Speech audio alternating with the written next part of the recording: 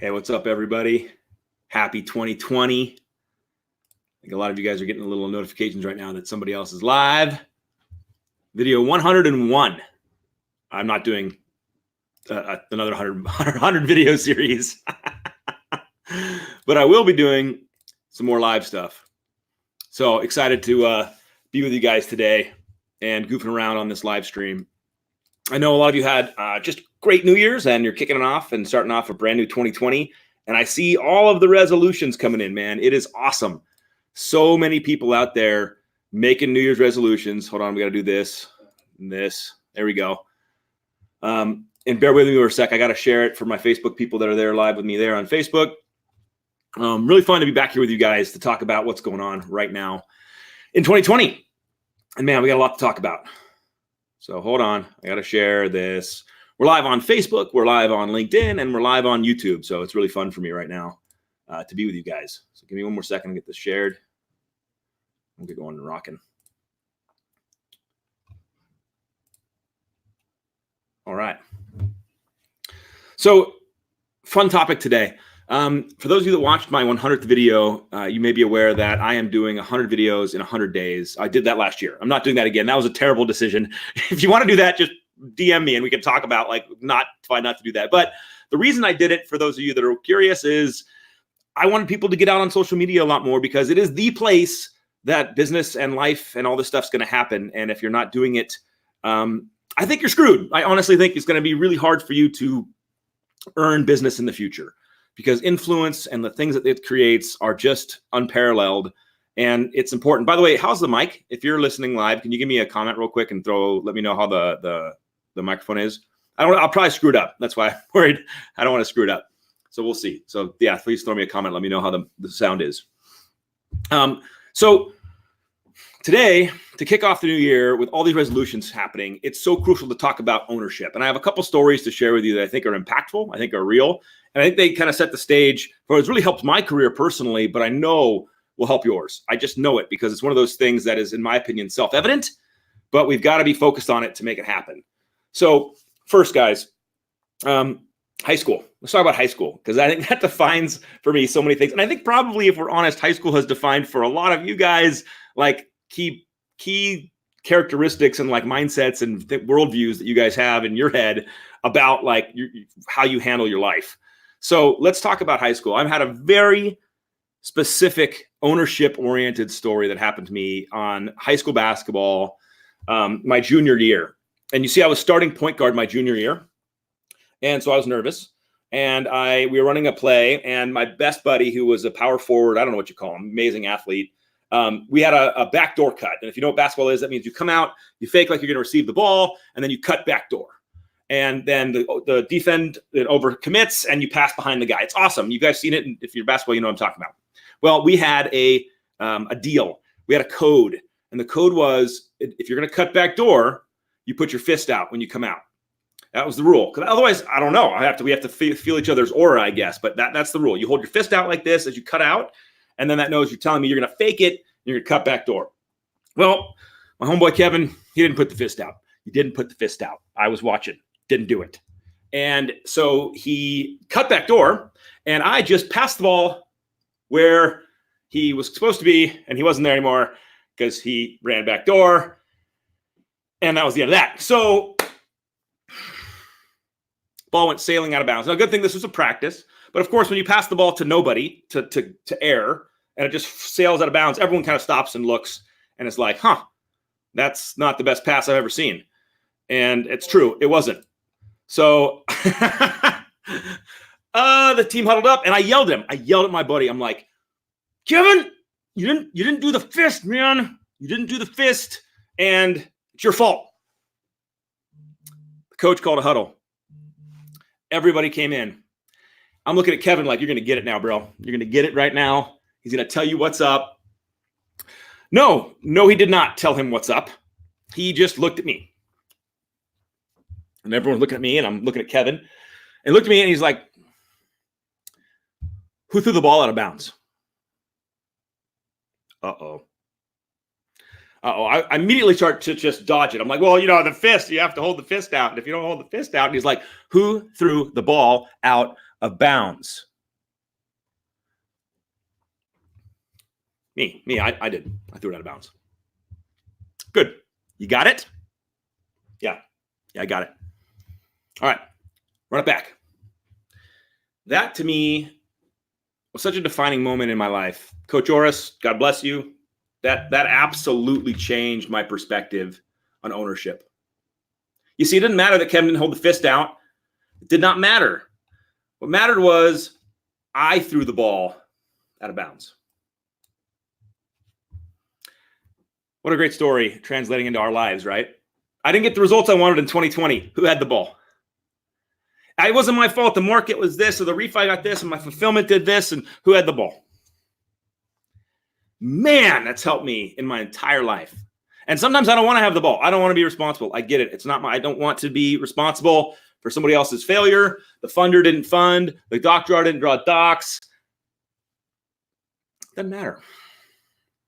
And if we're looking at 2020 and our goals and our excitement and the new year, man, the best part about it all, guys, is that you have the ball. Here's how this translated for me going forward. I had my first job in the mortgage industry. I was a receptionist in a strip mall, making $90 a loan, basically doing HELOCs. That was my real first job. Yeah, I was in shipping and stuff part-time in college, but my first job, strip mall, $90 a loan, killing it. Right next to Whole Foods. So they come in with the groceries and I give them whatever I give them. And I remember I hated the office. I hated it. It was gross. I was like, why is everything so gross here right now? And there was no art on the wall. I mean, this is in 2004. And so the boxes and the kitchen. Oh my God, the kitchen was a disaster. Like, it was insane how gross the kitchen was. And you know if you know what I'm talking about, you know what I'm talking about. Because if you have kitchens right now and no one takes responsibility for them, it's amazing. One day, I had two epiphanies. The first was I would always work 8 to 5 because that was my shift. That was my deal, 8:15 to 5:15, whatever, you get it. And that was so I would show up and I would go 8:15 to 5:15. There we go. And I realized at one moment that I actually don't have to leave at 5:15. This is shot for a dumb kid who's like, this is my job. I was like, I don't have to leave. And so I decided that I could stay later. And I looked at the office and I said, well, I don't like the way this place looks. And I realized I could change that. I know this sounds stupid, but it was another defining moment where I realized I had all the time in the day, all of them, every hour, same as you, all 24 in your pocket. You got 24, just like me. And I could use them any way I wanted. I didn't have to leave at 5. I could stay later. And I didn't like the office. I could change it. So I did. I went out and bought like those motivational posters, like the eagle, excellence. You know what I'm talking about? Or it's got like, I don't know, the mountain and like the kitty hanging on the branch, like, oh, whatever it was. I don't remember what it was, but I bought a bunch of those. I put them up around the thing. I went into the bathroom. I cleaned it out. I went into the kitchen. I cleaned up the kitchen. I cleaned up the fridge. I started running the fridge. Like, I'm throwing away things on Thursdays. And I changed my environment. I owned my environment. And this is a little thing, but it's not. It's a microcosm to everything. Look around you right now. What in your life, at your office, what are you unhappy about? Change it. Like, you physically, you personally, change it. No one else is going to change it. No one's going to change it because no one's changed it. Ownership, personal responsibility are probably the key themes in most of the successful people's lives you see around you. They have taken ownership. They have chosen to be responsible for all the stuff, all of it, their results, their lack of results, everything. One of the coolest things for me on the 100 videos in 100 days was listening. I made a comment in one of them to be a student of your own execution. What are the results happening around you that you should be listening to? And so I keep looking over here because there's comments and I'm watching you guys to see if any new ones come in, and you're not commenting. So I don't know if you should keep talking, but if you comment, then I can respond. That's how that works. But if you want me to clarify anything, just throw a comment in there. But man, being a student of your own results, if no one's listening to your videos, if no one's commenting, if no one's engaging, if it's not building up, if you're making 100 pieces of content and no one's listening, it's either the wrong content, the wrong format. You got to change something. You got to pay attention to the results. So when you look back at 2019, did you get what you wanted? If you didn't, what are you going to do about it? Guys, it's in your court. You have the ball, and that is also the biggest opportunity and the biggest thing that causes you sadness, right? Because if it's your fault that you didn't get what you wanted in 2019, then you start getting into a place of shame and you beat yourself up, and that's not healthy either. That doesn't work either. You can't be in that headspace, but you do have to be in the space of it's my responsibility to change going forward.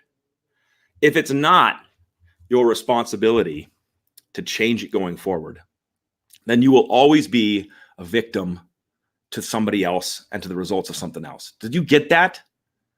If it's not your responsibility to change it, then you're always going to be a victim to somebody else's actions, behaviors, your company, your boss, the market. Who cares? You have the ball. You got to own it if you throw it out of bounds. I don't know how else to preach it, but this has saved my career. This has saved my happiness. This concept has saved my my productivity, everything that I could attribute my success to is really about ownership. That's it. That's really what it is. Hi, Stacy. Thanks for the wave. She's over there on Facebook. So my encouragement for you guys as I wrap down today on this live, the ball's in your court. You give me the ball. Scott, I love that. Yeah, give me the ball. The ball's in your court. And that's the greatest blessing in the world. That's the greatest opportunity in the world, because if that's true, then we can actually change it, and we don't have to be a victim to everybody else, and we get to have the life we want. Doesn't mean it's not hard. Doesn't mean it's not hard. Doesn't mean there's not frustration. Doesn't mean there's not people that want to roadblock you or have their own agenda or get in your way. It doesn't mean that it's easy, but it does mean that it's possible, which gives us hope and excitement and all that fun stuff. So if you're looking at 2020, man, ownership. Own every result. Because I'm telling you, that's true across everything. Your relationships in life with your spouse, how many times do you choose to go on a date? I probably should do some more. Give me a high five. You know what I'm talking about. How about your health? I'm pretty sure I didn't put that food in your mouth. You know what I'm saying? Like, there was nobody else there, but like, eat this. Okay, I got to own that too. And then your work life, it's like, well, what do I got to own there?